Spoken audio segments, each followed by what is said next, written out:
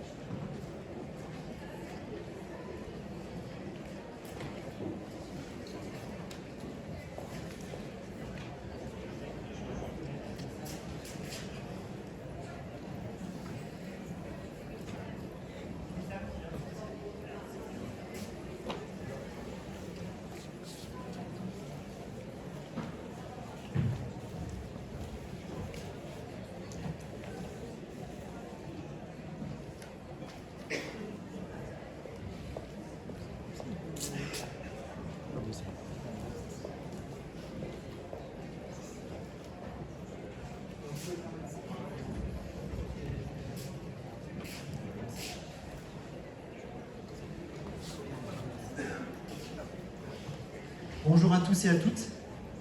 Bienvenue à cette première table ronde de l'après-midi aujourd'hui qui est organisée donc, sur le recrutement avec l'association Bernard Grégory, l'ABG. Je vais commencer de façon très mal polie par me présenter. Je suis Gaël Fortin, je suis docteur en biologie, donc j'étais à votre place ici à cet événement il y a quelques années. Et aujourd'hui ensemble, on va parler du recrutement des docteurs. On va essayer de comprendre un peu comment fonctionne ce recrutement et de voir quelles sont les perspectives dans le cadre donc, de ce recrutement. Et ces événements comme celui qu'il y a aujourd'hui, ils ont l'avantage de le rappeler, en fait, les ponts qu'il y a entre la recherche publique académique et les secteurs du privé, entre guillemets, ils sont extrêmement nombreux, on le voit très bien aujourd'hui.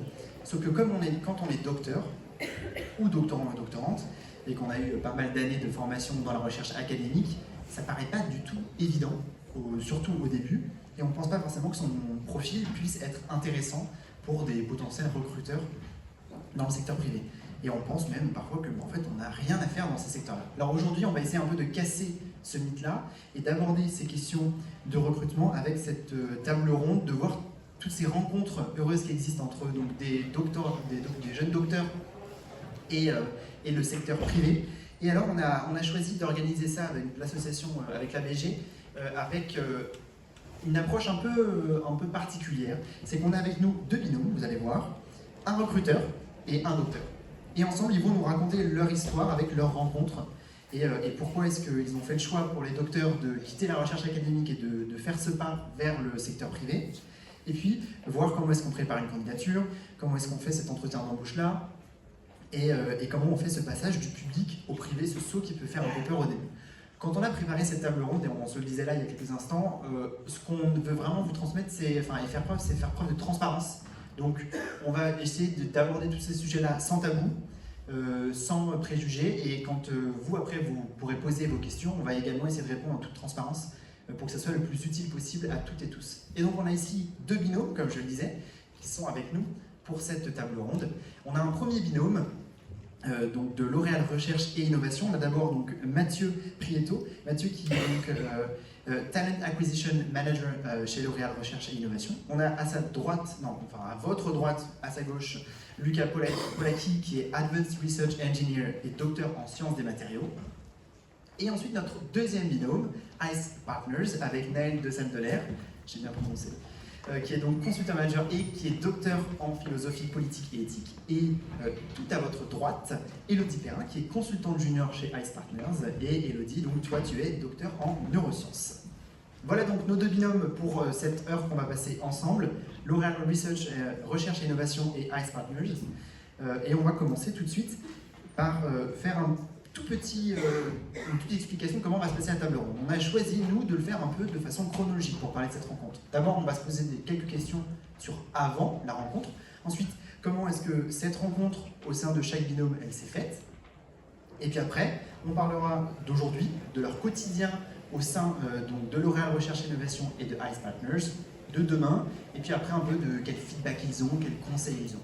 Et à la fin de ces différentes parties-là, on répondra bien sûr, ils répondront, moi c'est pas mon travail, c'est le leur, ils vont répondre avec plaisir à vos questions que vous pourriez avoir à la suite de cette table ronde.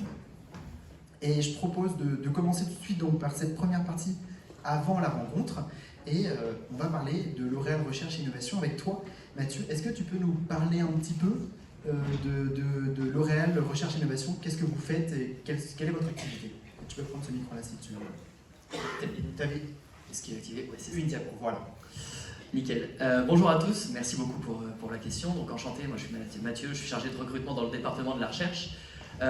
Pour donner un petit peu l'objectif et la mission de la recherche et l'innovation chez L'Oréal, l'objectif c'est de développer tous les ingrédients et toutes les formules des plus de 40 marques qu'on a dans le groupe L'Oréal. Parce que, bon, vous ne savez peut-être pas, mais L'Oréal compte un gros portefeuille de marques qui va des marques très connues comme L'Oréal Paris évidemment, comme Garnier, mais aussi on va aller toucher du luxe avec du Yves Saint Laurent, du Lancôme, du Kiehl's, de la dermatologie avec du La Roche-Posay, du CeraVe, du Vichy, et de la partie plus professionnelle avec des marques comme par exemple Kérastase, Redken ou L'Oréal Professionnel.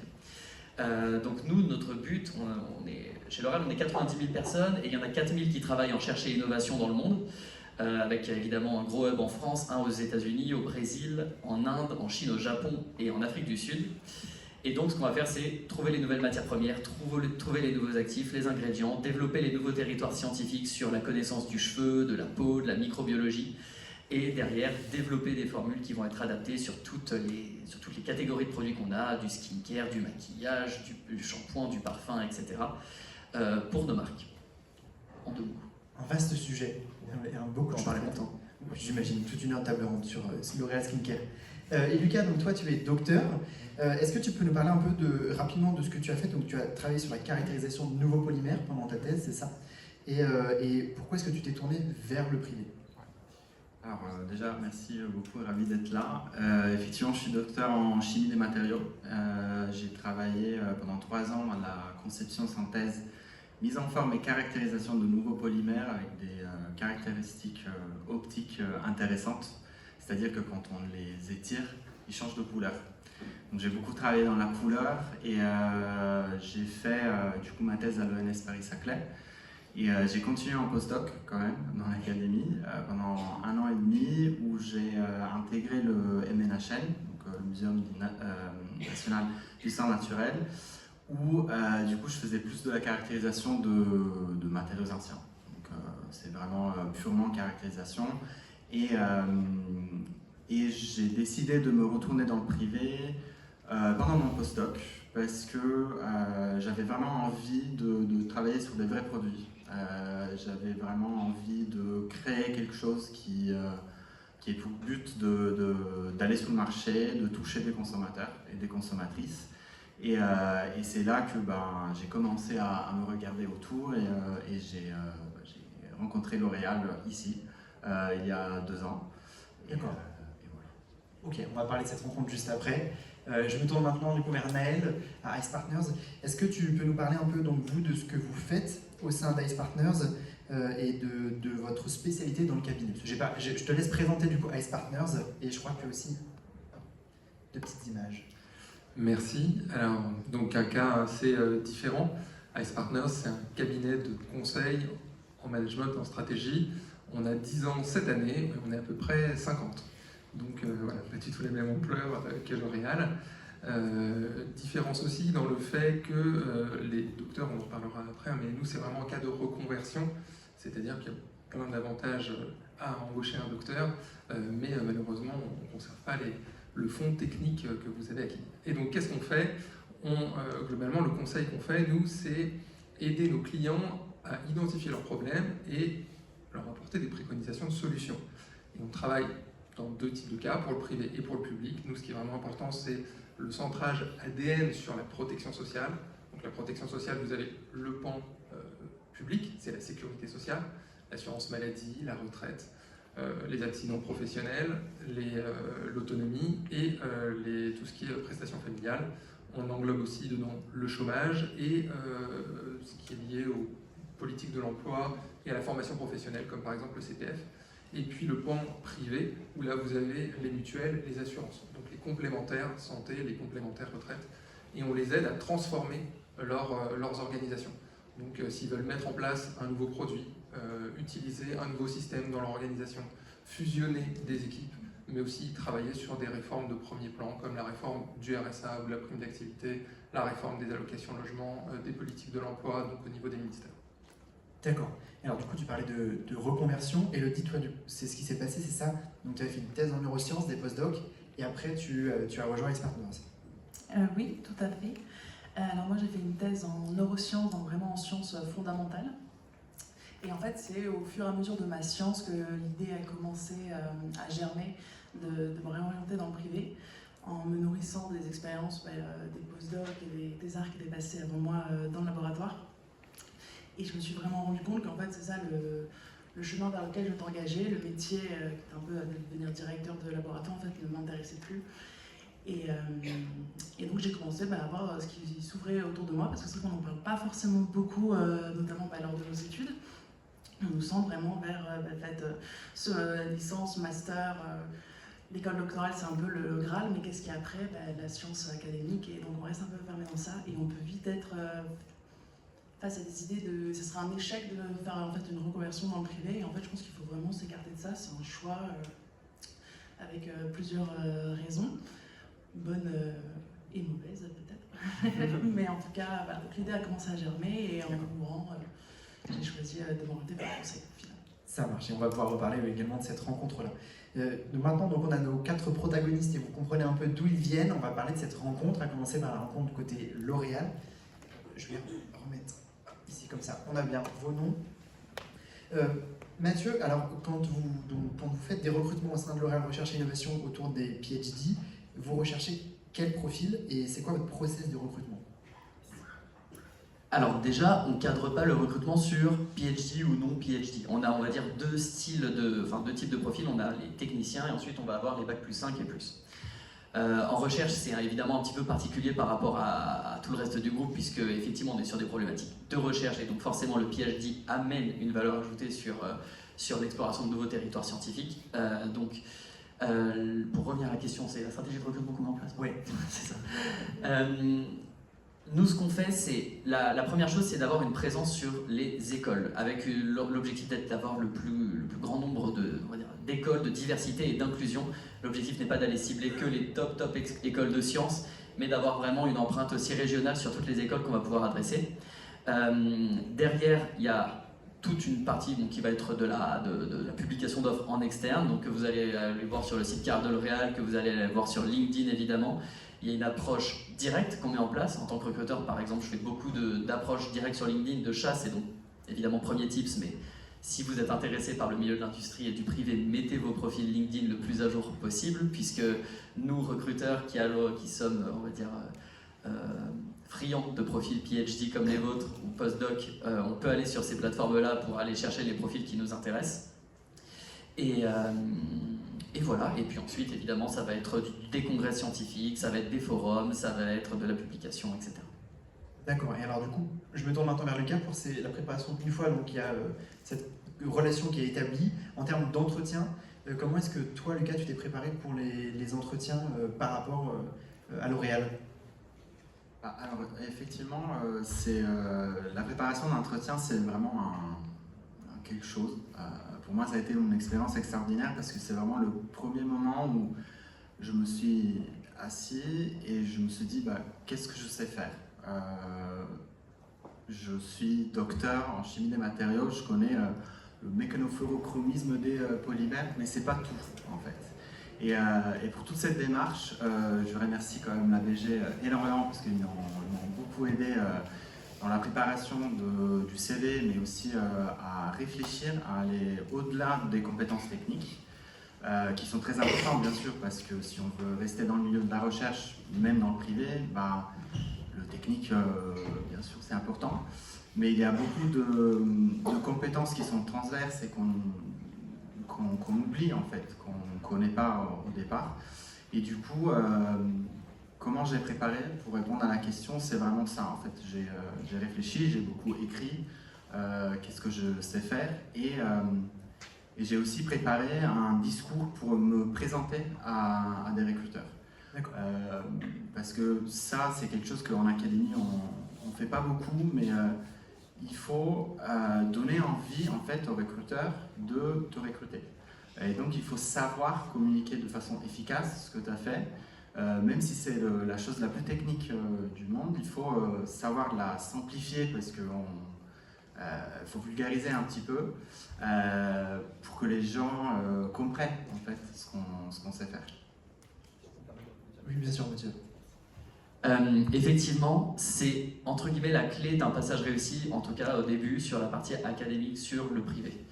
Il y a beaucoup de personnes à qui j'ai parlé ce matin qui étaient un petit peu en panique sur le fait de ne pas trouver de pont entre la partie académique et privée. En fait, le problème n'est pas forcément là, mais plutôt dans la préparation que vous pouvez avoir ou dans le fait que vous ayez aussi été modulé d'une certaine façon pour un environnement qui n'est pas forcément le privé. Et ça se modifie assez facilement, notamment avec les tips que tu viens de donner, de s'entraîner à se présenter en 5-10 minutes, d'être capable de présenter un projet de façon vulgarisée à quelqu'un, typiquement moi, qui ne suis pas du tout scientifique et qui ne vais pas comprendre les termes techniques, etc.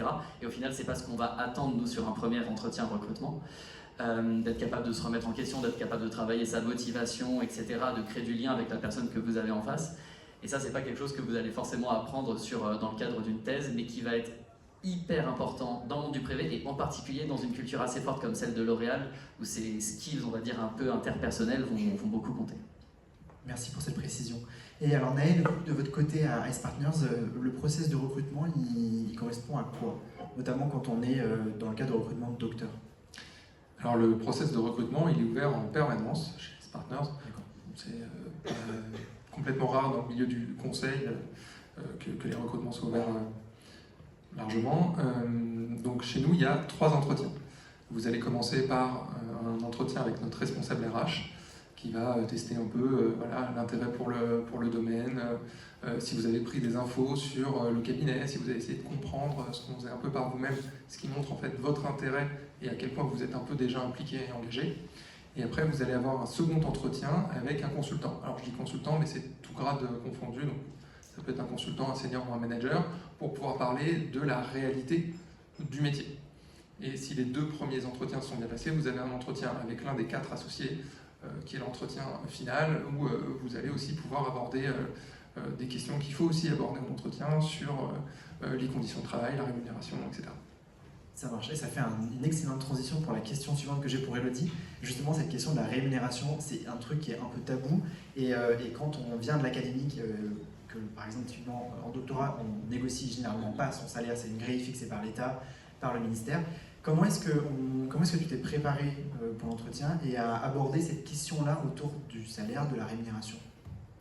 Oui, c'est vrai que c'est pas un sujet facile, la rémunération, c'est encore très tabou dans notre société en général. Et pour faire le lien un peu avec ce que disait Lucas, je pense qu'il y a vraiment ce moment en fait, où on doit se poser et se dire d'accord, on a ses capacités, ses compétences techniques clairement identifiées. En revanche, qu'est-ce que je peux apporter à une entreprise? Parce que c'est vrai que moi, dans mon cas, leur dire voilà, je ne sais pas de chez des neurones, ça ne va pas leur parler. Et donc en fait c'est vraiment apprendre un nouveau vocabulaire aussi, et je pense, et apprendre à se vendre, ce qu'on ne fait pas, en tout cas moi dans le cadre de mes études scientifiques, on apprend pas à se vendre, on apprend à vendre ce qu'on fait, nos résultats, bien écrire une histoire, raconter quelque chose, mais c'est vrai que c'est un autre exercice, et donc c'est exactement se poser, bon ben voilà, moi j'ai géré des budgets, j'ai géré des gens, j'ai géré des amis, en fait à notre niveau on est des vrais petits chefs de projet, et on s'en rend pas compte, et tous ces termes on sait savoir les identifier, et une fois qu'on se rend compte de toutes ces capacités en fait qu'on a acquis pendant notre thèse ou notre postdoc, on se dit bon ben en fait elles ont un prix sur le marché ces compétences-là. Et donc là c'est d'aller voir déjà les différents domaines d'activité qui existent, puisque ça va dépendre de la rémunération, voir les moyennes qui existent pour déjà savoir se placer, parce que moi quand je sortais de ma thèse, je ne savais pas du tout le salaire d'un consultant sur le marché, et donc ça, il y a plein de ressources qui existent pour s'aider, et après oser donc y aller vraiment avec des arguments, j'ai telle compétence, tant d'années d'expérience, j'ai vu que dans ce domaine-là, la moyenne était de temps, donc c'est vraiment rester factuel en fait, et reconnaître avant tout qu'on a de la valeur et qu'on a acquis des compétences facilement vendables sur le marché. Ça marche, donc il y a vraiment cette idée de faire le point sur ses compétences et sur leur valeur pour une potentielle entreprise. Merci pour ces réponses. Alors maintenant qu'on a compris donc, comment est-ce que cette rencontre s'est faite, est-ce que vous pouvez nous parler un peu de votre quotidien? Mathieu, je commence à nouveau par toi. Comment est-ce qu'une fois que la personne est recrutée, elle est accompagnée au sein de L'Oréal Recherche et Innovation? Est-ce que vous avez un accompagnement spécifique? Ça se fait dans certaines entreprises. Est-ce que pour les docteurs, vous avez un accompagnement qui est en place? Ouais, alors on a un process d'onboarding qui englobe en fait tout le processus d'intégration, comme tu dis, sur les profils qui vont intégrer la recherche et l'innovation. Ce process d'onboarding, il est sur plusieurs piliers. Je vais vous donner quelques exemples. Le premier, ça va être tout le volet formation, avec toute une plateforme en ligne de formation à laquelle vous pouvez accéder gratuitement, avec des formations qui sont plus ou moins obligatoires à faire en fonction de votre domaine d'expertise. Le deuxième, ça va être l'attribution d'un coach, d'un mentor, qui ne va pas être votre manager direct, ni même forcément quelqu'un de votre équipe, mais quelqu'un d'un autre environnement, d'une autre équipe, qui sera là pour être plus, on va dire, en informel, et à qui vous pourrez vraiment vous fier pour un peu comprendre la culture de l'entreprise, comprendre les choses que vous ne pouvez pas demander à votre manager par exemple, etc. etc. Et le dernier, et c'est peut-être je pense le plus symptomatique de la culture L'Oréal, c'est la culture fit. La culture fit, c'est rencontrer des personnes avec qui vous allez travailler, mais pas forcément travailler, tout au long de votre carrière. Je vous donne un exemple, moi ça fait 4 ans que je suis chez L'Oréal, j'ai toujours pas fini ce qu'on appelle ma fit roadmap, donc ma liste d'entretien fit. C'est un process en fait qui vous permet de vous rendre visible aussi auprès d'autres équipes, de savoir comment est-ce qu'on travaille au-delà de votre équipe. Ça vous aide à être plus critique sur le travail que vous faites, ça vous aide à mieux cerner votre environnement, ça vous aide dans vos projections futures par exemple dans une autre entreprise de dire bon bah là j'avais rencontré telle personne en fit, c'est un environnement qui m'intéresse au vu des compétences que j'ai, donc ça peut aussi ouvrir des portes. Et donc c'est quelque chose dans le process d'onboarding où on va définir à peu près une quinzaine de personnes critiques à rencontrer pour vous. Et en fait, cette liste, elle est non exhaustive. Ça veut dire qu'elle évolue avec le temps et que vous allez être amené à vous créer aussi vos propres fits de votre côté. Au début, ça paraît très peu naturel d'envoyer un message à quelqu'un, de dire est-ce qu'on peut prendre un café ensemble alors qu'on ne se connaît pas. Mais en fait, chez L'Oréal, c'est complètement dans la culture, donc ça ne choque personne. D'accord, donc le processus, on va dire vraiment un processus d'onboarding vraiment au début, et après finalement tout au long du temps passé chez L'Oréal Recherche et Innovation, il y a encore un accompagnement, même si c'est plus sous la forme de ces échanges. Ouais, et puis il y a quand même le suivi du mentor qui se fait quand même assez régulièrement et ponctuellement pour aider. Mais, ouais. Ça marche, merci. Et Lucas, toi, du coup, ton quotidien, maintenant que tu es donc, chez L'Oréal Recherche et Innovation, comment est-ce que tu compares ça par rapport à ton quotidien quand tu étais en thèse, par exemple, ou en postdoc, quand tu étais au MNHN? Alors oui, donc, depuis janvier, j'ai pris des fonctions de project leading. C'est-à-dire que j'ai un projet de recherche à gérer au part entière. Donc je dois en gros former une équipe, définir les livrables et avec l'équipe définir comment on va arriver à ces livrables pour qu'ils soient le plus pertinents pour la stratégie du groupe. Donc je me retrouve beaucoup à animer en fait le projet. Donc je définis un peu des plans de manip, des plans d'expérience au laboratoire. Je définis quels partenaires internes ou externes il nous faut pour arriver vraiment au livrable attendu. Et beaucoup de communication. parce que à l'intérieur de L'Oréal, en fait, L'Oréal c'est très grand, on peut être amené à travailler avec des partenaires vraiment partout dans le monde, en France, mais dans d'autres départements, qui n'ont pas le même niveau de connaissance. Et c'est pour ça que je disais que la communication c'est très important, parce qu'il faut arriver à pitcher son propre projet, même en interne, pour que les gens savent en fait ce qu'on fait. Donc moi, ça c'est un peu mon quotidien, de vraiment construire une stratégie pour un gros projet. Et tout au long de ça, je participe dans d'autres projets, dans d'autres personnes. C'est plus du soutien technique, donc vraiment au laboratoire avec mes compétences techniques de laboratoire. Donc il y a un mélange entre tes compétences techniques issues de tes travaux de recherche académiques et des compétences de gestion de projet, et comme Elodie disait, de chef de projet quand on a fait un PhD et des postdocs, c'est ça? Tout à fait. C'est vraiment un mélange des deux. Et la beauté de L'Oréal, c'est qu'on peut vraiment façonner un peu notre carrière comme on veut. Donc si on est plus drivé par la gestion de projet, on peut vraiment facilement évoluer là-dedans. Mais si on est content au laboratoire, on veut rester au laboratoire, faire des manip au laboratoire, on peut tout à fait trouver aussi des opportunités de postes comme ça. Donc moi je fais un peu les deux, et c'est un peu ce que je cherchais en fait en entreprise en passant de l'académie. Ça marche, merci. Naël, alors vous, du côté de chez Ice Partners, quand tu as suivi des recrutements de docteurs, qu'est-ce que tu as vu comme lacune ou comme atout, donc dans les deux sens, atout et lacune typiques des profils docteurs qui arrivaient chez Ice Partners? Il n'y a pas de lacune. Parfait. Non, plus sérieusement, le point vraiment hyper important, c'est que quand vous arrivez, ce que vous avez fait dans votre thèse vous a formé. Alors, moi je vais parler là du monde du conseil, celui que je connais. Vous avez déjà appris les compétences de base pour être consultant. Et vous avez déjà les atouts majeurs. Vous savez apprendre, vous savez travailler de façon autonome, vous savez creuser, vous savez analyser, vous savez faire des hypothèses et vous savez les défendre. Le reste, connaître la protection sociale, donc je vous ai dit c'est l'ADN d'Ice Partners, on ne fait que ça, mais ça c'est pas compliqué à vous apprendre. Je vous donne une pile de documents et je vous fais 5-6 présentations, et puis je reviens vous voir une fois tous les 3 mois, et en même temps vous travaillez avec nos clients, parce que comme dans la plupart des métiers, vous allez apprendre en faisant. C'est aussi valable pour les gens qui ont des parcours rectilignes et qui font le métier pour lequel ils ont été préparés dans leurs études. Tout le monde va apprendre en faisant, mais vous avez déjà appris à apprendre, à comprendre et à faire. Et ça vous rend plus précieux, ça vous rend plus, enfin, je ne vais pas dire plus intéressant, mais au moins aussi intéressant que n'importe qui d'autre qui aurait suivi un parcours rectiligne. Les compétences majeures pour faire du conseil, vous les avez déjà. Et donc je reboucle avec ce que disait Elodie avant. C'est un effort de traduction que vous devez faire pour vous faire comprendre par votre recruteur, dans le milieu du conseil et chez L'Oréal, on va voir que c'est la même chose. Mais donc, c'est pas compliqué, vous prenez 10 minutes, 15 minutes sur Google, vous regardez les buzzwords du pilotage ou de la gestion de projet, et vous regardez comment en fait vous savez déjà le faire. Et vous traduisez votre expérience là-dedans. Et après, apprendre, vous savez le faire. Donc le fond, c'est pas très compliqué. Si j'essaye de vous apprendre comment fonctionne une caisse de retraite, ça va pas vous faire beaucoup plus mal que ce que vous avez fait pour votre thèse. Il y a eu beaucoup de choses de faites pendant une thèse.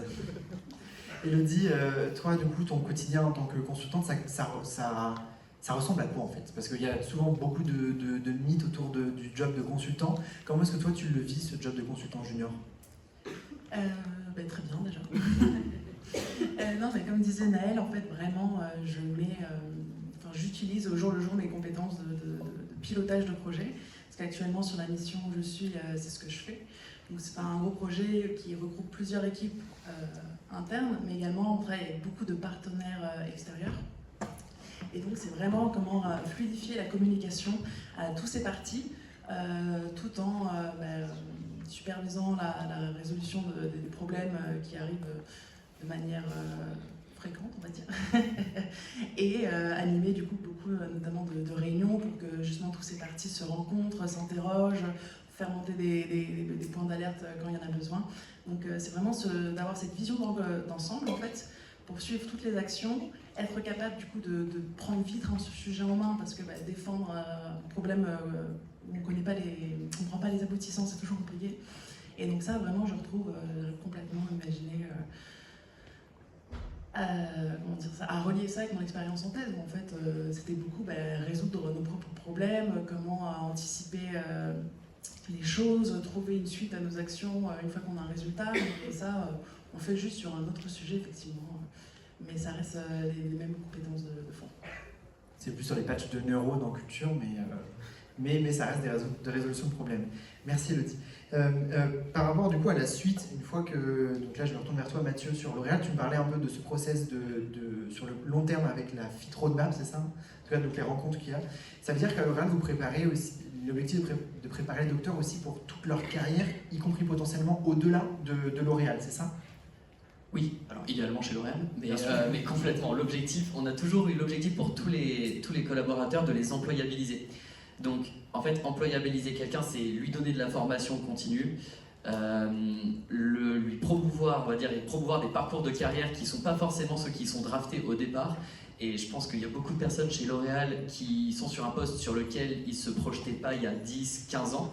Et en fait, l'opportunité venant, les skills qui sont acquis derrière donnent cette opportunité de se projeter sur un poste auquel on n'avait pas pensé de base. Et ça, pour nous, c'est hyper essentiel parce que c'est clairement un outil de rétention collaborateur. Le fait de promouvoir et de faire en sorte que la personne ait un sentiment de développement continu dans sa carrière, de découvrir différents environnements, parce que L'Oréal, c'est gros, et qu'aujourd'hui, on représente le pôle recherche, mais on a des gens qui passent aux opérations, qui est plus sur de la partie process, industrielle, montée en échelle. On a des gens, même des PhD, qui passent sur la partie marketing, notamment avec des marques qui font très bien le tremplin, comme La Roche-Posay, Vichy, CeraVe, qui sont des marques qui ont besoin d'accroître leur légitimité business par de la légitimité scientifique. Et donc en ça, tous les profils qu'on a en PhD, en recherche et innovation, sont hyper justes et hyper pertinents pour évoluer sur ce type de métier-là. Et en fait, pour reboucler sur le process de recrutement, au départ, c'est fait comme ça. C'est-à-dire que si on passe par un entretien recruteur au tout début, le recruteur, il n'est pas juste là pour dire oui, vous fitez ou non sur un poste. Je suis recruteur et j'ai zéro base de chimie et de biologie. On est là pour évaluer un fit, une complémentarité avec L'Oréal et une projection long terme dans la carrière. Il y a beaucoup de profils qui sont bons pour le poste techniquement, mais qui dans 3 ans seront complètement bloqués en termes de projection parce qu'ils n'ont pas forcément ces skills d'évolution-là.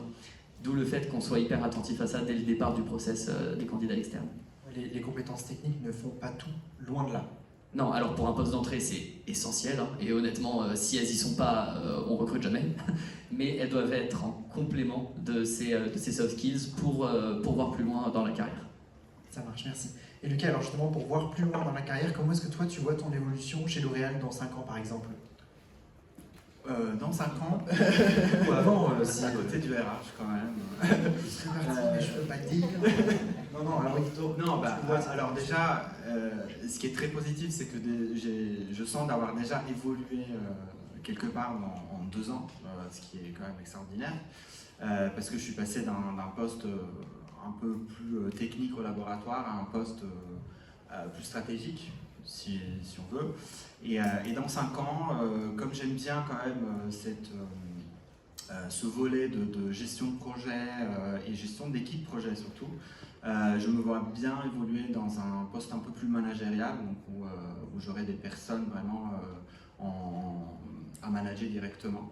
Donc gérer un laboratoire avec des activités de recherche et justement aussi aller plus dans le développement personnel aussi d'une équipe. Ça marche, merci. Et alors Elodie, même question un peu, comment est-ce que toi tu vois ton évolution au sein de chez Ice Partners? Et après j'aurai une petite question pour Naël par rapport à ces évolutions justement dans l'entreprise. Alors moi ça va faire 1 an en janvier que j'aurai rejoint Ice Partners, donc je pense que j'ai encore beaucoup de choses à faire. Donc je vais continuer à me développer en tant que consultante, notamment en étant exposée à de nouvelles missions et dans de nouveaux domaines, parce que c'est vraiment l'avantage d'ICE, c'est que certes c'est la protection sociale, mais en fait c'est un sujet quand même très très vaste, Et c'est un peu comme en thèse, on pense qu'on pensait à comprendre des choses et en fait on se rend compte juste qu'on ne sait pas. Et donc vu qu'on est très aidé au sein du cabinet justement pour se former sur tous ces différents aspects, donc voilà, prendre cette perche-là, continuer à évoluer, continuer à apprendre et pour être une meilleure consultante. Ça marche, merci Elodie. Et Naël, justement, dans cet accompagnement des docteurs, est-ce que vous avez beaucoup de turnover au sein des équipes ou tout à l'heure tu parlais que le recrutement il est permanent. Est-ce que c'est-à-dire qu'il y a beaucoup de turnover ou au contraire le turnover est faible? Alors ça veut dire deux choses. D'abord, ça veut dire qu'on est toujours en train de chercher des missions supplémentaires, donc on a toujours besoin de capacités à faire supplémentaires. Et d'autre part, ça veut dire que le milieu du conseil, c'est un milieu avec un turnover relativement important par rapport à d'autres secteurs. L'Oréal, je ne connais pas votre taux, mais voilà, le conseil, souvent, et je parle hors docteur, je parle du conseil en général, c'est pas rare de voir des gens qui font un cycle de 3 ans et qui, une fois qu'ils ont pris leur marque, s'en vont dans d'autres cabinets ou qui rejoignent leurs clients parfois, puisqu'ils se sont fait un petit trou chez le client. Chez nous, donc on a un peu plus de 10%, on est une cinquantaine, et on a un peu plus de 10% de l'effectif de docteurs. Donc on recrute quasiment un docteur par an, souvent au PhD Talent. Tous les deux, on a été recrutés en rencontrant ICC. D'accord, donc c'est le bonjour. Pour les personnes qui sont ici, c'est le bon moment. C'est un bonjour. Et du coup, pardon, j'ai oublié le début de la question. La question c'était le turnover, est-ce qu'il est faible ou pas, notamment pour les docteurs au sein d'Ice Partners? Donc le turnover est plus faible pour les docteurs que pour le reste de la population. Pourquoi? Parce qu'en fait, il y a deux cas de figure. Il y a le docteur, donc je l'ai dit, nous c'est de la reconversion. On va utiliser ce que vous avez appris en capacité, en soft skills, pas en technique. Donc il y a le cas du docteur qui vient et qui va découvrir au bout de 15 jours, 1 mois, 2 mois, que c'est pas du tout ce qu'il imaginait et ça lui va pas et il va partir tout de suite. Donc c'est arrivé 2 fois, je crois, en 10 ans. Et puis les autres, ils vont apprendre la protection sociale, ils vont découvrir que c'est effectivement un domaine qui les intéresse, parce que si on travaille dans la protection sociale, c'est une forme d'engagement pour un projet de société, etc. C'est pas un milieu comme les autres à la protection sociale. C'est un sujet de société. Et donc, les docteurs qui restent, ils restent longtemps. Moi, ça fait 7 ans que je suis chez ICE. J'ai pas fait le calcul, mais voilà, quand on reste au moins 1 an, 2 ans, 3 ans, 4 ans, 5 ans, 6 ans, 7 ans. Et aujourd'hui, un fait peut-être un peu marquant chez ICE, c'est qu'on évolue assez rapidement en tant que docteur dans les grades. Aussi, bientôt avoir la phase d'évaluation. Mais on évolue assez rapidement et aujourd'hui il y a 50% de la strat manager où on est docteur. D'accord, donc c'est 10% de l'effectif total d'Ice Partners, mais c'est 50% dans la catégorie managériale, c'est ça? Ok, ça marche, merci. Maintenant qu'on a fait un peu le tour de vos avenirs et de comment est-ce que ça évolue dans ces deux structures-là, entreprises-là, petite question pour Lucas, est-ce que la recherche publique, elle te manque? Non. Est-ce que tu peux nous dire un peu pourquoi? Alors, pourquoi ça ne me manque pas? Parce que je me sentais coincé en fait. Je me sentais coincé dans un projet qui est une super opportunité dans la vie, je trouve, de pouvoir se consacrer complètement à un projet, à un seul projet. Mais je me sentais bêtement un peu seul dans mon truc en fait. Et j'avais besoin d'un cadre beaucoup plus dynamique, de pouvoir intervenir sur plusieurs projets et d'une vraie application en fait, de ce que je faisais. Donc tout ça, honnêtement, en académie, il faut avoir beaucoup de chance, je pense, pour trouver un cadre pareil. Mon postdoc, ce n'était pas du tout le cas, et du coup, c'est là que j'ai vraiment décidé de me retourner dans le privé. Et donc à date, donc après 2 ans, je peux dire que je retournerai pas en lire.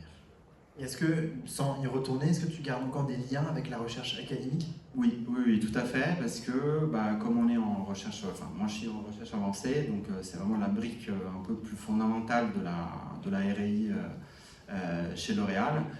On fait de la vraie recherche, donc des fois on a besoin d'expertise un peu pointue ou d'équipements spécifiques, et c'est des académiciens qui peuvent nous aider là-dessus. Donc on monte des gros partenariats des fois, ou des petites collaborations avec les universités, les labos académiques pour justement répondre à des questions de recherche. D'accord, ok. Et alors Mathieu, quel conseil est-ce que toi tu donnerais à des personnes qui... Enfin pour l'entretien d'embauche par exemple, quel conseil tu donnerais? Tu as déjà commencé un peu à aborder la question tout à l'heure. Déjà, on va parler CV. C'est le moment de parler CV. Puisque vous avez une liste de publications, de brevets déposés qui est long comme le bras.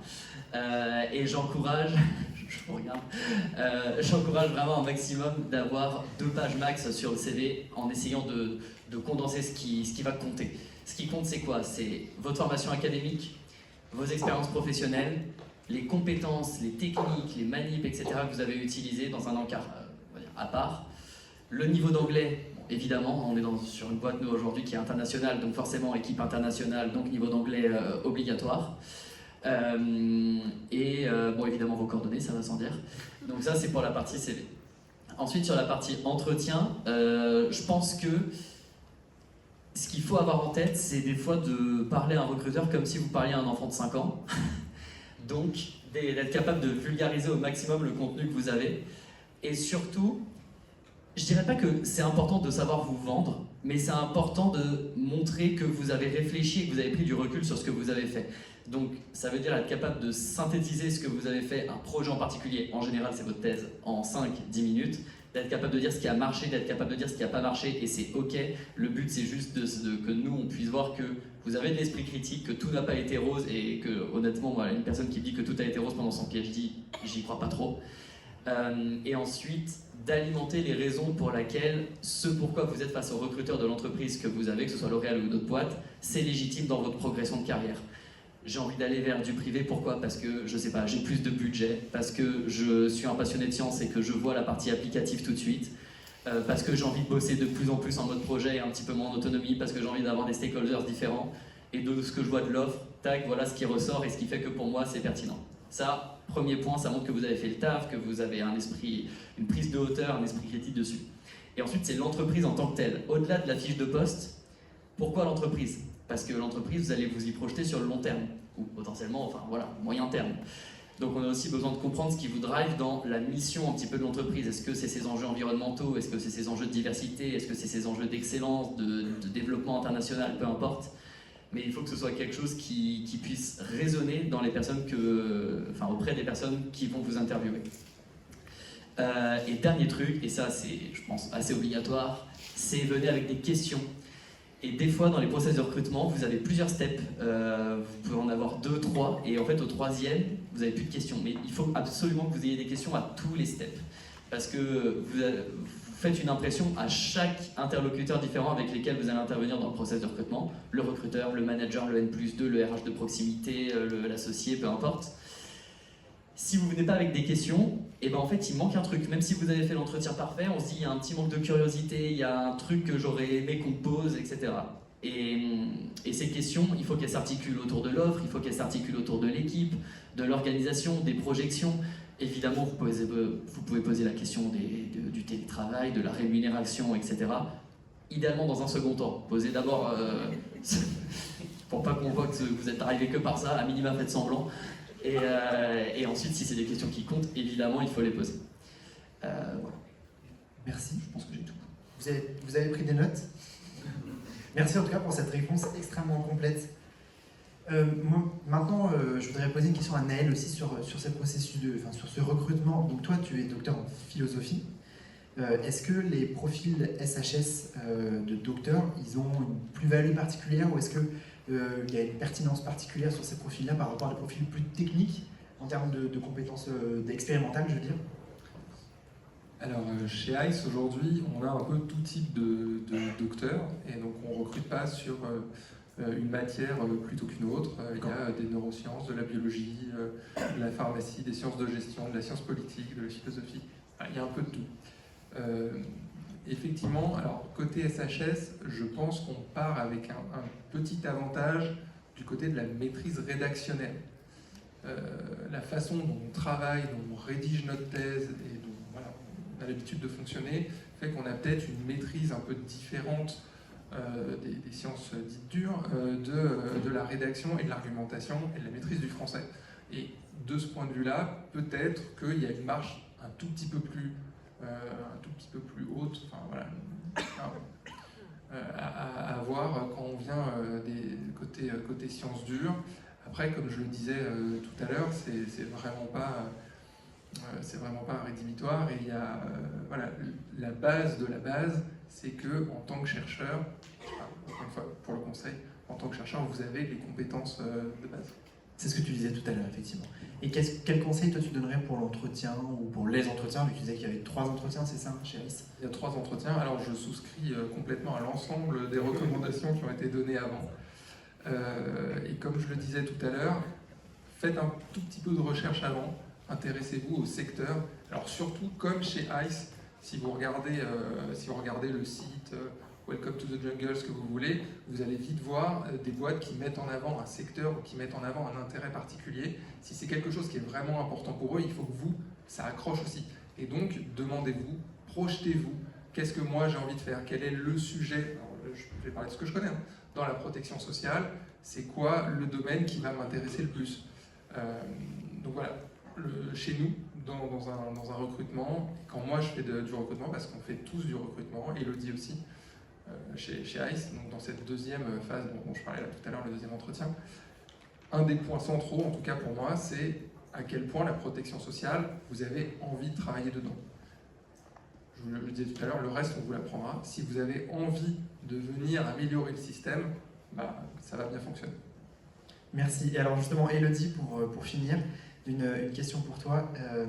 Qu'est-ce que tu donnerais comme conseil ou comme message pour des doctorants ou des jeunes docteurs ou des docteurs qui sont déjà un peu plus âgés, qui sont encore dans l'académique et qui hésitent à franchir ce pas en candidatant pour aller dans le privé ou pour un cabinet de conseil par exemple, pour rejoindre ICE Partners?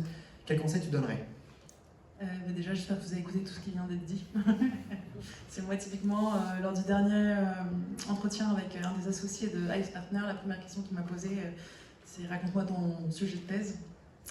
Et donc là, en 5 minutes, il faut vraiment réussir à vulgariser quelque chose, un sujet complexe, par quelqu'un qui sait ce que c'est un neurone, mais va pas plus loin. Donc c'est un très bon exercice. Moi, je vous conseille vraiment de vous entraîner à faire ça. Ensuite, c'est, comme on l'a dit, ça va être un peu un résumé, mais c'est vraiment de déterminer toutes les compétences que vous avez, apprendre combien elles valent sur le marché du travail, où elles seront intéressantes. Vous posez-vous ce que vous avez envie de faire au quotidien, les actions que vous avez envie de mener, parce que parfois quand on lit une fiche d'emploi, c'est pas toujours très clair, donc vraiment voir par compétences demandées. N'hésitez pas à contacter les gens qui sont dans les entreprises, notamment s'il y a des docteurs comme vous, pour leur demander des conseils aussi. Moi je sais que j'ai eu la chance lors de mon premier entretien chez ICE, ils m'ont fait rencontrer une consultante senior qui avait fait une thèse en biologie. Et donc j'ai vraiment pu lui demander au quotidien qu'est-ce que tu fais, est-ce que tu trouves un peu cet intérêt intellectuel dans le conseil, les différents clients, est-ce qu'il y avait des jours lectifs, ce genre de... Et donc c'est vrai que ça m'a beaucoup aidé à même moi me voir dans ce métier par la suite. Et donc ça, il y a plein de gens en fait, qui pourront vous répondre, vous n'avez pas forcément la chance de les voir en direct, mais sur LinkedIn, sur plein de plateformes, même au sein de Belgique Talent, d'aller voir les doctorants, de leur demander ce qu'ils font au quotidien, quelles compétences à développer ou à mettre en valeur lors d'un entretien. Donc ça passe aussi par la communication et la volonté de se montrer. Après, il faut oser et y aller, quoi. Mathieu, tu voulais réagir? Ouais, c'était juste pour compléter, je suis assez d'accord avec tout ce qui a été dit. Si jamais vous avez des difficultés des fois à synthétiser en 5-10 minutes ce que vous avez fait, etc., ou que vous n'avez pas trop par où commencer, il y a une méthode qu'on utilise pas mal en recrutement qui est la méthode STAR, avec un E à la fin. C'est Situation, Task, Actions, Results, Evaluation. Donc en gros, ça peut vous aider à cadrer votre discours sur quel était le contexte de ce projet, quelles étaient les missions qui devaient être prises, qu'est-ce que moi j'ai fait concrètement en termes d'action, quels résultats j'ai obtenus, et le E, c'est pour moi le game changer, c'est comment j'auto-évalue le tout, et qu'est-ce que j'aurais fait différemment, c'était à refaire. Et en fait, ça, déjà, ça aide un petit peu à structurer, et vous avez les principaux éléments qui vont arriver dans votre discours assez naturellement avec ça. J'aime pas les trucs trop processés et qui font pas très naturel non plus, mais voilà, si jamais ça peut aider à un moment, c'est un outil qui est quand même assez utile. Merci pour cette idée, cet outil. On va maintenant passer à vos questions. j'imagine que vous avez des questions. On va faire passer un micro dans la salle. Et n'hésitez pas à lever le main si vous avez une question. Et en attendant, moi j'en ai une pour Elodie et pour Lucas aussi. Est-ce que vous avez un syndrome de l'imposteur en arrivant, alors soit en candidatant, soit, déjà on a souvent le syndrome de l'imposteur quand on est doctorant ou jeune docteur, mais est-ce que vous l'avez eu vous quand vous avez candidaté ou même encore aujourd'hui en poste à L'Oréal ou chez ICE? Elodie, si tu veux commencer. Alors moi je l'ai vraiment eu au moment où je me suis dit bon je sais que je ne veux pas continuer dans la recherche académique, mais maintenant qu'est-ce que je vais faire? Et j'ai eu ce moment où je me suis dit mais en fait je ne sais rien faire, et donc là je me suis dit je pense que je peux aller plus loin dans ma réflexion, et c'est vraiment à partir du moment où je me suis dit ok, comment je peux traduire toutes ces compétences que j'ai apprises à un recruteur du privé. Et après, très vite, lors de mes premiers jours en fait, chez ICE, effectivement, l'excitation et un peu la panique de la nouveauté, qu'est-ce que ça va faire. Et en fait, tout de suite, je me suis raccrochée à des choses que je connais. Voilà, un nouveau projet, tu as 3 jours pour comprendre à peu près ce qui se fait. On se met dedans et en fait, on n'a plus le choix, on apprend. En fait. Et ça, on a su le faire, on a su se mettre très vite dans des conditions compliquées, avec des deadlines pas toujours faciles à tenir en recherche. Et du coup, voilà, on a cette capacité de travail, cette capacité à s'immerger profondément dans un sujet qui aide énormément. Lucas? Moi, c'était un peu pareil, en fait. Beaucoup de syndrome de l'imposteur au début, parce que je me disais, pourquoi moi, en fait? Je ne connais pas la cosmétique, qu'est-ce que je fais là, en fait? Et après, très vite, avec un suivi managérial quand même, je dois dire, incroyable, j'ai vraiment pu prendre mes marques et me dire, en fait, là je vois ce que les RH ont vu en moi en me recrutant. J'ai des capacités que je ne voyais pas forcément avant, et je les mets en jeu tous les jours, et c'est ça qui est la vraie valeur en fait de ce que j'ai fait avant et que je vois tous les jours, même aujourd'hui. Donc maintenant, heureusement, j'ai vraiment pris mes marques et je suis bien vraiment dans ce que je fais. Je me questionne pas. Merci. Nel? Et après, si vous avez des questions, après n'hésitez pas à lever la main. De mon point de vue, le cas louche, c'est celui qui n'a jamais un soupçon de syndrome de l'imposteur. Enfin, c'est normal, en tout cas pour les gens avec lesquels j'ai travaillé ou avec qui j'ai pu en parler. C'est normal d'avoir un syndrome de l'imposteur. C'est le cas contraire qui est étrange, parce que ça veut dire que vous ne vous posez aucune question. Et ça, en général, si vous faites une thèse, de toute façon, vous vous posez des questions. Et autre petite chose, vous n'êtes pas tout à fait à égalité, comme dans un cas comme dans celui d'ICE Partners, où quand on vous recrute docteur, on vous fait commencer au grade de consultant. Donc un consultant, senior, manager, associé. On vous fait commencer au grade de consultant parce que ça vous permet de vous adapter, d'avoir un peu de temps où vous n'avez pas trop de responsabilités, et vous pouvez devenir consultant et adopter une posture un peu différente. Les gens qui sont consultants, qui arrivent consultants en même temps que vous, eux, ils finissent leurs études de base, ils sortent de M2. Vous avez déjà une expérience professionnelle, vous avez déjà une maturité. C'est pour ça que je disais tout à l'heure, chez ICE, les docteurs, ils progressent assez vite. Donc, le syndrome de l'imposteur, si vous l'avez très bien, c'est un avantage. Utilisez-le, et à la fin, dites-vous que de toute façon, vous avez déjà des compétences, vous êtes déjà bon dans des choses utiles à l'entreprise. Un bon rappel, merci. Parfait, il y a des questions. Est-ce que c'est possible de faire circuler un micro? Oui. Et on va prendre une question là au premier rang, et après il y en a une au milieu aussi. Ici, oui.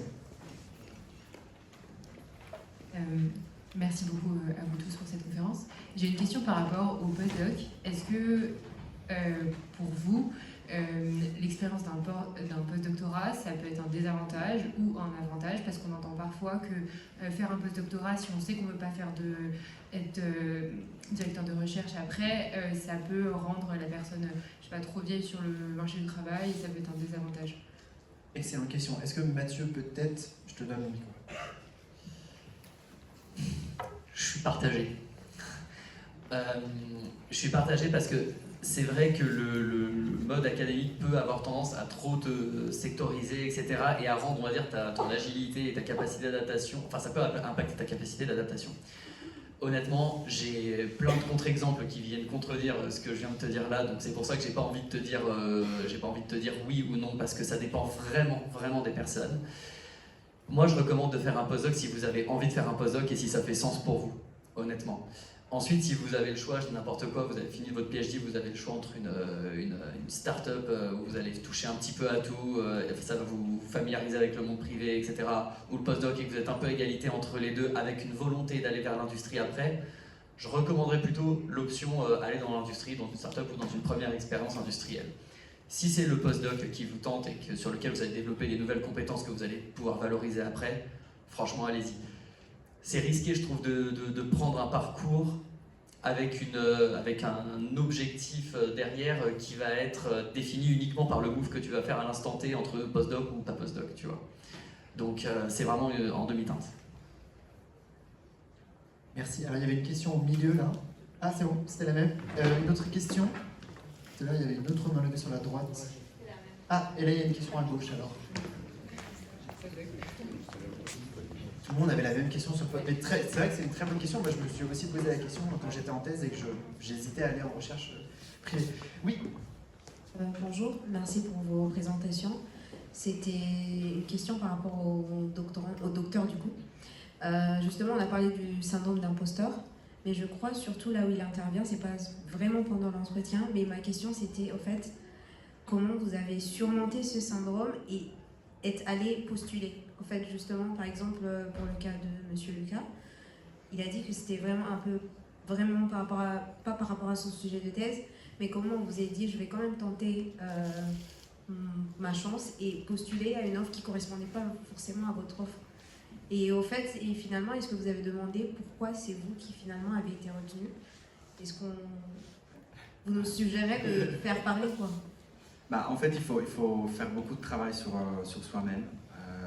Moi, c'est ce que j'ai fait, c'est ce que j'ai dit au tout début. En fait, quand on s'assoit et on se pose la question qu'est-ce que je sais faire, c'est pas juste faire une liste de compétences, mais c'est vraiment revoir tout son parcours de thèse, de postdoc, et de faire un gros travail sur sa propre personnalité, sur ses propres skills un peu transverses.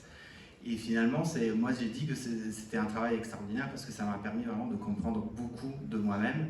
Et c'est là que je me suis dit, ok, en fait, comment j'évalue tout ça de façon positive. Et donc en fait, je mérite quelque part de pouvoir changer de parcours.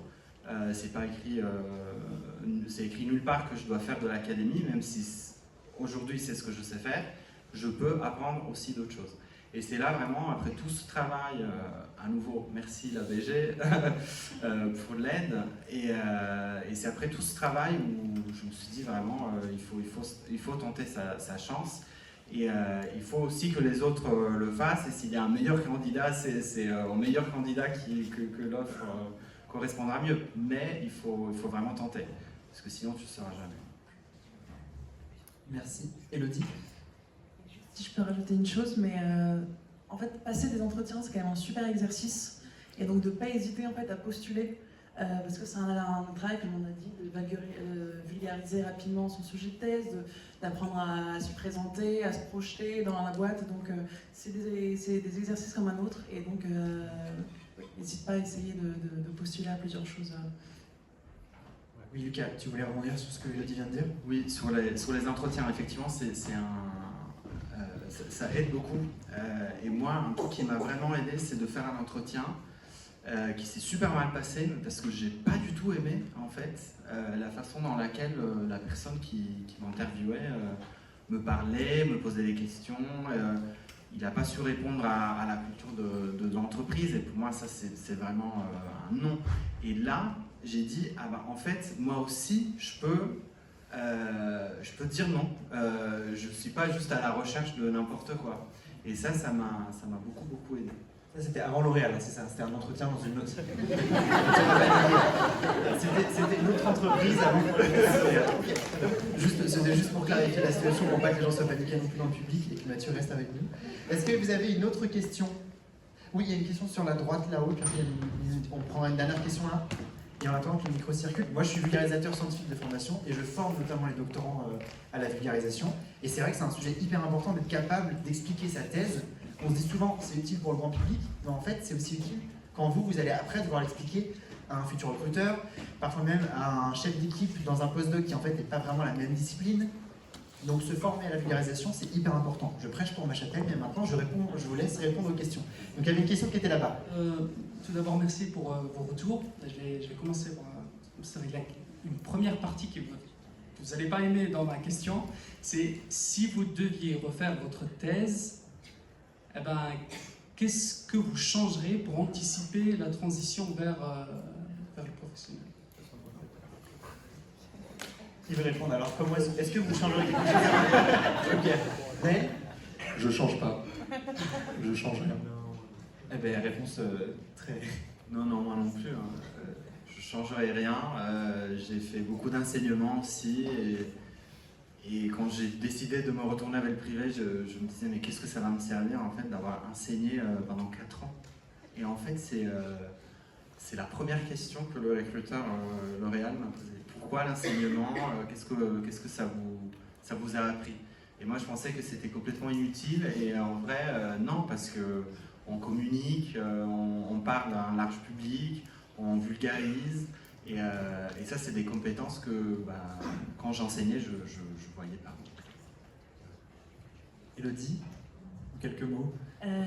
Moi, je pense que déjà, la thèse peut être une expérience compliquée. Donc, ne cherchez pas à l'optimiser pour un futur possible. Prenez du plaisir, faites des choses qui vous passionnent, qui vous plaisent, parce que vous saurez d'autant plus en parler après et transformer les compétences que vous avez acquises. Donc, vraiment... Il y avait une deuxième partie de question, rapidement, et comme ça, on prend la dernière question. Ah bah, c'était la première partie, c'est refaire sa thèse. Du coup, Ah oui. Merci. Merci. On va prendre la dernière question qui était là, au deuxième rang. Juste ici. Bonjour à vous et merci. La conférence était très bien. Je voulais vous poser une question qui peut sembler un peu offensive, mais en tout cas c'est l'impression que j'ai par rapport à tout ce qui est recrutement dans la recherche privée, enfin pour les docteurs dans tout ce qui est secteur privé. Je ne sais pas si je vais bien me faire comprendre, mais j'ai l'impression que quand on est docteur, c'est comme si c'était un désavantage. C'est-à-dire que limite à dire « Ah, le pauvre, il a fait un doctorat », comme il y a un sketch que j'ai vu d'une dame qui avait fait un doctorat en génétique qui disait véridique, elle s'est faite rejeter avec surqualifié. Alors que là, il faut chercher les compétences qu'on peut faire valoir, etc. Et ce qui est triste, c'est que n'importe où ailleurs, en Europe, aux États-Unis, le statut de docteur, il est beaucoup plus valorisé. C'est-à-dire qu'une entreprise va plutôt sur les postes clés, si on parle des GAFAM, c'est clair, parce que c'est leur corps de métier, on va dire, en informatique, etc. Mais même, c'est quelque chose qui est beaucoup plus valorisé qu'ici. Comme monsieur qui a dit tout à l'heure que, certes, un docteur commençait en tant que consultant, mais il progresse beaucoup plus rapidement que quelqu'un qui vient de sortir de son M2, par exemple, mais ça reste... C'est pas normal, en fait, que les deux personnes commencent au même départ, alors qu'il y en a un qui a fait une thèse. Une thèse, c'est pas des études, c'est une expérience professionnelle. Alors, est-ce que c'est un désavantage ou pas? Exactement, et surtout, pourquoi on accepte l'idée, en fait, que c'est un désavantage? On en parle comme si on partait avec un handicap de base. Est-ce qu'il y en a un? Alors, pour ma partie, le fait d'être... Moi, c'est ce que j'ai vécu, être engagé consultant à la sortie de ma thèse. Il y a la dimension de reconversion. C'est-à-dire que j'ai été engagé parce que j'avais une thèse, dans un cadre pour me donner la possibilité d'avoir le temps de découvrir, de me transformer en consultant. Donc là, il y avait quand même une justification pour ne pas rentrer directement au niveau senior. Je vous ai dit que je suis passé senior à la fin de la première année, et je l'ai très bien vécu, et j'ai trouvé que c'était très bien, parce que ça me donnait le temps de me préparer. Je pense que la situation est très différente si vous vous faites embaucher dans un domaine qui est lié à la matière de votre thèse.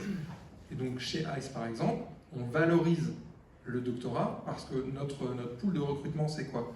C'est 1, Sciences Po, 2, les top écoles de commerce, 3, les doctorats. Donc, si vous n'avez pas... C'est un peu étroit, je suis d'accord, mais... Donc, il y a quand même une valorisation de ce doctorat, et la nécessité de découvrir des choses différentes, donc d'avoir du temps. Mathieu. Ouais, désolé, je finis, mais je veux réagir sur celle-là parce que chez nous, c'est plutôt l'inverse, pour être honnête. Enfin, je suis recruteur, je recrute 50 personnes à l'année. J'ai rarement, même, j'ai jamais eu un seul cas où il y a un manager qui me dit j'ai besoin d'un niveau master pour ce poste-là. C'est plutôt l'inverse, j'ai à minima besoin d'un PhD sur certains postes. Donc on parle de à peu près 40% de nos offres côté recherche où le PhD va être demandé versus un Master 2. Donc ça, c'est le premier argument qui est du coup plutôt favorable par rapport au fait d'avoir fait un PhD. Le deuxième, c'est la rémunération, mine de rien, parce que quand on va embaucher un PhD versus un Master 2, en tout cas chez nous, même si le poste d'entrée peut être le même, les responsabilités ne seront pas forcément le même. C'est-à-dire qu'on va pouvoir revoir un petit peu la job desk, le descriptif du poste, pardon, pour que ce soit plus adapté à un profil PhD, avec une rémunération qui est plus adaptée à quelqu'un qui va sortir de F2, qui va être éligible au salaire de base qu'on va avoir. Et j'avais un dernier argument que j'ai oublié, donc on s'arrêtera là. Peut-être que je vais le retrouver et je vais le voir à la fin. Eh bien, je pense qu'on peut les remercier tous les quatre. Merci pour vos questions et merci à vous quatre, Mathieu, Nicolas, Mel et Elodie d'avoir été là. On va faire cet moment avec vous. Et bonne continuation pour cette journée du PhD Talent Career Fair 2024.